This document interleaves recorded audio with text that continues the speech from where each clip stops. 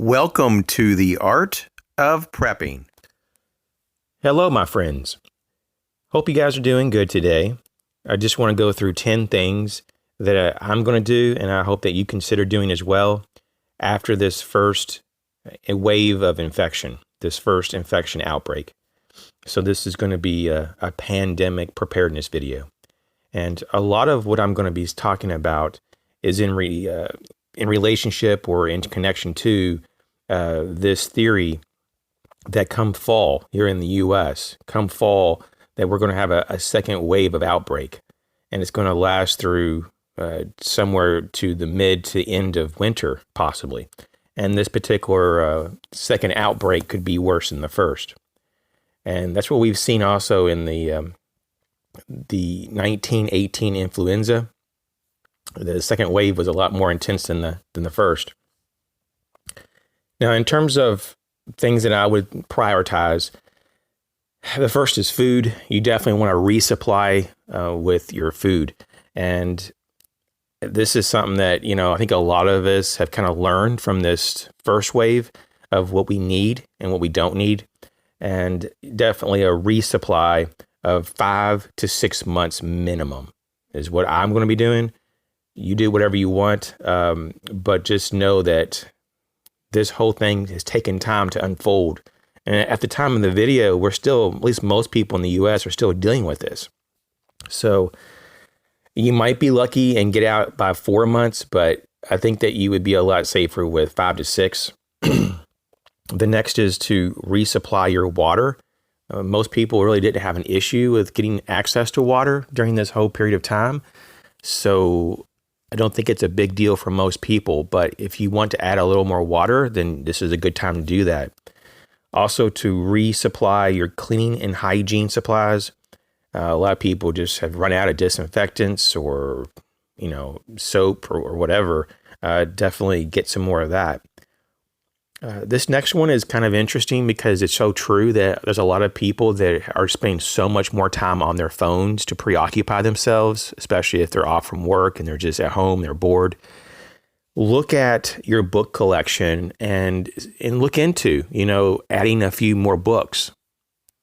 If you're into games or puzzles, get a few more of those, right? And put them back. And when you get really bored, and especially if you're with other people and it's a game or a puzzle, break it out. And you could easily burn up a few hours that way. But for me, it's more about books. Getting some really good books. Some books I want to have is more on the level of a reference book. And some of those can be kind of dry. So you don't want to just get all reference books.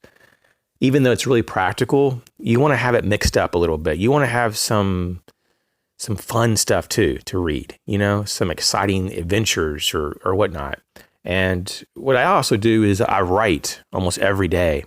And that's something that you might want to start practicing as well, because you'd be surprised after so many months or years, you start to get a lot better at writing. But the tip, though, I have to say for most people is that you become a better writer when you're someone that reads a lot. And so reading is really the key to being a better writer. Okay, so the next thing I want to say here is that for those that you haven't visited for a number of weeks or months, go visit them, because you may not have a chance for a while to visit them again. So definitely visit friends and family. The next is to upgrade your home security. It could be your home security system or just plans or protocols, or if you need whatever. I hear this constantly, people saying that they're not prepared to protect their home and so forth. And it's definitely a big issue that people worry about. So if there's a month or two that it's safe to go out and, get supplies, then you might want to look at what you can do to reinforce your home, if that's a concern. The next is, if you're living alone, you might want to consider getting a pet. And this is not for everyone. There are some people that when they're alone, they don't get lonely. They view it more like solitude. And so for some people, it's a healthy therapeutic thing to be alone. And for others, it's madness. And so depending on, how it is for you, then you have to kind of respond accordingly. But for those people who get, somewhat lonely when they're alone, you might want to consider getting a pet. There's different personalities of people out there. Some people prefer a cat. Some people prefer a dog. There's other animals as well, but those two are probably the most common, if I had to guess. And in my area, there's cats and dogs everywhere. And most households have one or two of each. So you could have more than one. You could have both, So just consider that. The next is to fine tune your daily schedule. Now you can do this now. You don't have to wait until we have a break in the pandemic. But you definitely want to have a moment that you set aside and you really think through how you spend your time during your day. And we know clearly that your schedule, especially when you're sheltering in place, is a big part or component of your overall mental health. So having a good daily schedule that you're consistent at, that you can maintain, is really a big part of it. So if you're dealing with anxiety or depression or having some other issues that have surfaced during this whole shelter in place issue, then you want to definitely look at a structured schedule, because it helps a lot of people. The next is to identify safe activities during a pandemic in your area. So what I'm talking about here is not so much like where you can go out and shop and where you can't, that's safe. I'm talking about like outside activities, maybe. Where can you go for a walk that not many people, is going to be, you're not going to really have a problem with catching anything from anybody because there's not going to be anybody around. It could be just certain times of the day that, you can go somewhere and you can pretty much be guaranteed there's not going to be anyone there. Just remember a few things, though, that the ground could be subject to concern. And there are a lot of people, a lot of preppers that are mindful of this. I've seen it in their videos. I think it's really great that people are thinking about this. But if someone coughed or sneezed and a virus is on the ground and you walk on it, you could carry on your feet, actually on your shoes. But you could bring it back to your house.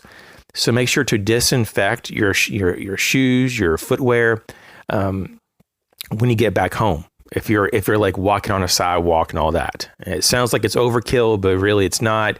It could just be something as simple as just spraying down your shoes with a bit of disinfectant. Let it soak for 30 seconds to a minute, especially if it's like alcohol based, and let it just break down the virus, and then wipe it all off. Disinfect your hands, everything, and you're going to really minimize any kind of problems. So just kind of just consider, though, identifying more things that you can do, because you want to have options when you feel kind of limited, right? And lastly, communicate with your neighbors and make a solid plan. So if there is a second wave of outbreak, that they won't just come over and start knocking on your door and wanting to chat, because they have old habits, and they you don't want them to just come over and just start wanting to chat with you like nothing's going on. And that's what happened to me, because my neighbors really aren't taking this whole thing very serious at all. And they want to come over and talk and stuff. And I have to kind of stop them, when they're 20 feet away, and say, hey, I'm practicing social distancing. And let me just put this out there first and foremost, that yes, there's a lot of hype about this virus, in my opinion. I do believe people are dying. I do believe it's probably more infectious than just strand A and B of the flu, but it sure is hyped in a lot of ways. And there's a lot of incentives for the media to hype it, for hospitals to diagnose that people are dying of it.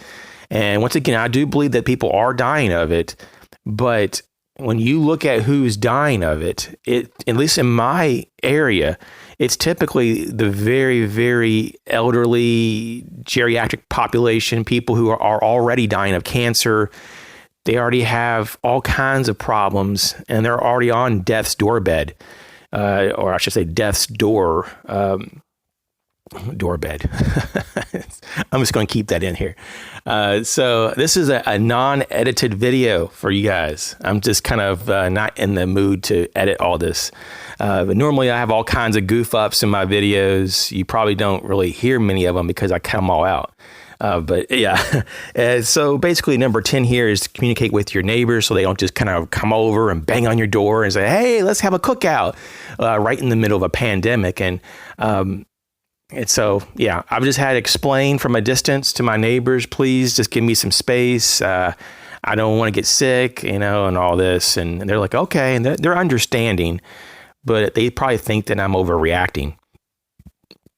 I'm not sure about how it is in your area, but in my area, literally, I've seen no one wear a mask. No one wear gloves. No one take any type of precautions with the mail. No one quarantines their mail like I do. At least to my knowledge. No one wears any type of protective, supplies, nothing. And people just get together in my area. This is something I've seen over the past few weeks. I've seen family get-togethers. I've seen birthday parties. I've seen multiple families just get together so their kids can play out in the yard. And normally that's a great thing. But not during a pandemic, or at least that's what we're told that it's a pandemic, even though we can go and create a long list of things that kill more people than this pandemic. And that's what's so suspicious, that you have all these other things that are more deadly. And every year it's consistently has a higher death toll than this so-called pandemic. But we don't shut the whole country down. We don't shut the whole world down for it. So there's a lot of suspicious things. If you ask me about this, is this a power grab? Is this a wealth transfer? Is this what? What is this? Is this to hurt our economy? Obviously, that's what's going on. Is this to cause more unemployment, more dependency on the government? Is this to usher in the New World Order? What is all this? Is this a big push for vaccines? And what's really behind in all this push for the vaccines?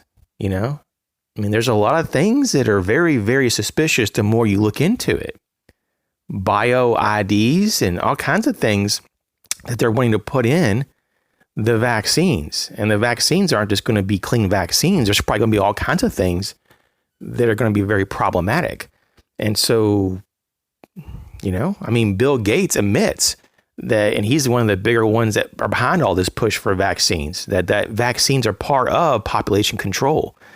And that just translates very clearly that the vaccines will lessen the population, not help the population.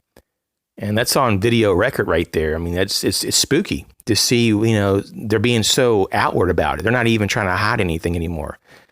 So what we have here is real conspiracies that are unfolding on different levels, and we'll just see how it goes. But yeah, there's definitely some problems with the direction of the world. If the world can shut down for months at a time, then those in charge can do pretty much whatever they want. And so we have to take back the power. We have to have control of our lives again. And that also includes the right to work, the right to support yourself, and to make your own decisions if you think it's safe or not to go out. We don't need Big Brother to tell us what we can, can't do, what we can and can't own and all this, right? So you guys take care. I hope this gave you something to think about, even if you only do one of these things, after this first wave. That's better than nothing. So you guys take care. Catch you later. Don't forget to like, share, and subscribe. Thanks for your support.